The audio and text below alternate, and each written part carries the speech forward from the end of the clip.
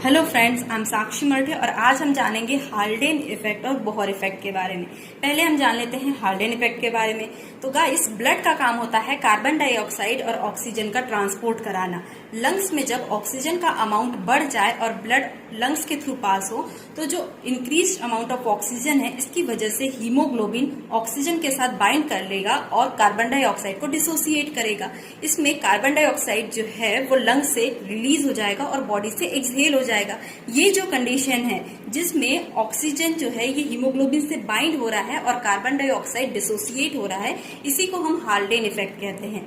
Haldane effect is what? The association of haemoglobin with oxygen and dissociation of carbon dioxide because of the higher concentration of the oxygen. अब हम जानते हैं Bohr effect के बारे में। तो blood में जब कार्बन डाइऑक्साइड का अमाउंट बढ़ जाता है तो ये वाटर के साथ रिएक्ट करके कार्बोनिक एसिड का फॉर्मेशन करता है। कार्बोनिक एसिड जो है ये फर्दर ब्रेक होता है बाइकार्बोनेट और प्रोटॉन में। प्रोटॉन का कंसंट्रेशन जब ब्लड में बढ़ जाता है तो ये ब्लड पीएच को रिड्यूस कर देता है।